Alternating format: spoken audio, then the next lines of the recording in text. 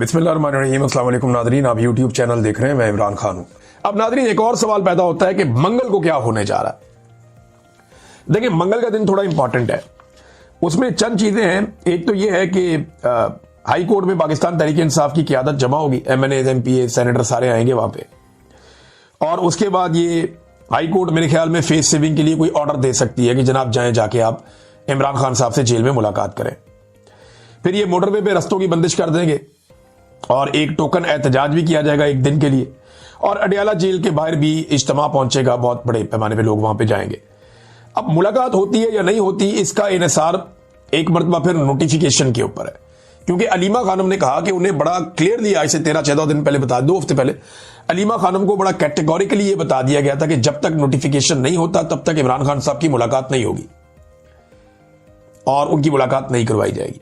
अब नोटिफिकेशन इमरान खान ने तो नहीं करना, नोटिफिकेशन तो करना है PMLN की हुकूमत ने।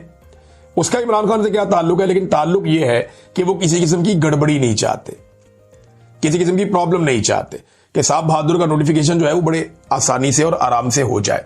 तो ये अलीमा खानम ने बताया भी था कि नोटिफिकेशन हो जाता है तो फिर मंगल को इमरान खान साहब से मुलाकात उनकी फैमिली की हो जाएगी, और अगर नोटिफिकेशन नहीं होता तो फिर सूरत हाल किसी और तरह की हो जाएगी, फिर कोई और इनको मैनेजमेंट करनी पड़ेगी। नादरीन, यूरोपीय यूनियन की एक टीम पाकिस्तान में मौजूद है। आपको पता है GSP+ स्टेटस के हवाले से वो वहां काम कर रहे हैं और ऑब्जर्वेशंस ले रहे हैं, मुलाकातें भी उन्होंने की हैं। सोराब बरकत के हवाले से उन्होंने आवाज उठाई। जो दीगर सहाफी पाकिस्तान में गिरफ्तार हुए हैं उनके हवाले से भी आज ही के दिन में हम एक प्रोग्राम करने जा रहे हैं शाफिल्ड में, यहाँ पे बरतानिया में। तो हमारी उम्मीद है कि वहां पे आप सब लोग आएंगे और आकर एहतजाज करेंगे, इन सहाफियों के हक के अंदर आवाज उठाएंगे। तो नादरीन, सोराब बरकत के बारे में जो यूरोपीय यूनियन की टीम है उन्होंने पाकिस्तान से पूछा, तो मेरी इतला के मुताबिक इन्होंने कहा जी नहीं, वो तो एक एक्टिविस्ट है। ये इनका बड़ा आसान और पुराना फार्मूला है, यानी जब कोई सहाफी इनको सूट करता है तो कहते हैं जी ये सहाफी है, जब कोई सूट नहीं करता तो कहते हैं जी एक्टिविस्ट। कई सहाफी जो माजी में इनको सूट करते थे, यानी हमें अच्छी तरह याद है कि शरीफ खानदान, ये जरदारी, ये लोग हमारे जनाब माथे चूमते थे, खुश होते थे कि जनाब आप लोगों ने मुशर्रफ के खिलाफ क्या कमाल कर दिया। फिर एक वक्त आया कि बहुत सारे सहाफी इनको बुरे लगना शुरू हो गए। वजह यह है कि आज दोबारा हम बात कर रहे हैं आइन की सरबुलंदी की, आज दोबारा हम बात कर रहे हैं कि आप डिक्टेटर के साथ ना चलें। कल आप डिक्टेटर के खिलाफ थे, हम आपके साथ थे, आज आप डिक्टेटर के साथ हैं तो हम आपके खिलाफ क्यों ना हो। तो ये फैसला करते हैं अपने फायदे और नुकसान को देखकर कि ये सहाफी है या नहीं है। और अगर कोई आदमी जो है वो इनके मुखालिफ बात कर रहा है या इनको आईना दिखा रहा है तो ये कहेंगे ये एक्टिविस्ट है। ये अरशद शरीफ को भी यही कहते थे, मुझे भी यही कहते हैं, बाकी को भी यही कहते हैं, सोराब बरकत को भी यही कह दिया, कोई नई बात नहीं है।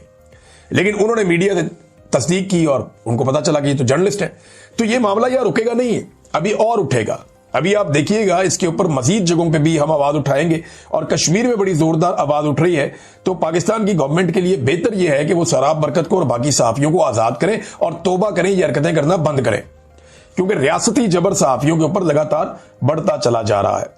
नादरीन, बहुत सारा पैसा खर्चने के बावजूद, प्लॉट्स की लालच देने के बावजूद, बहुत सारी और लालचें देने के बावजूद कराची में बहुत बड़ा झटका लगा है हुकूमत को कि Sindh high court bar association का इलेक्शन ये हार गए, और ये 27वीं तरमीम के खिलाफ एक बड़ा रिएक्शन है वकला की जानिब से। तो कराची से जो अगर कोई तहरीक चलनी है तो उसके लिए ठंडी हवा चल पड़ी है। लाहौर बहुत इंपॉर्टेंट है इस सूरत हाल में, लाहौर, रावलपिंडी, इस्लामाबाद, ये चंद जगह बड़ी इंपॉर्टेंट है। अगर लाहौर में चल जाती है तहरीक और लाहौर के अंदर वकला इकट्ठे हो जाते हैं और मजबूती से खड़े हो जाते हैं 27वीं आईनी तरमीम के खिलाफ, तो इसका इंपैक्ट कैपिटल पे इस्लामाबाद पे आएगा। रावलपिंडी, इस्लामाबाद पे जब इसका इंपैक्ट आया तो फिर आप देखिएगा कि पेशावर और कोयटा और हर जगह से आपको आवाजें आएंगी और बहुत तेजी से वकला तहरीक खड़ी होना शुरू हो जाएगी।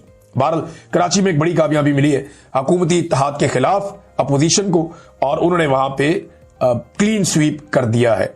नादरीन, हरिपुर की धांधली जो है वो एक के बाद एक करके एक्सपोज हो रही है। तैमूर सलीम झगड़ा साहब ने सारे के सारे फॉर्म 45 सामने रख दिए। उन्होंने कहा जी कोई फर्क नहीं है हुकूमत के और हमारे इन फॉर्म 45 में, बल्कि उन्होंने यह बताया कि इलेक्शन कमीशन आज तक फॉर्म 45, 46 और 48 जारी नहीं कर सका।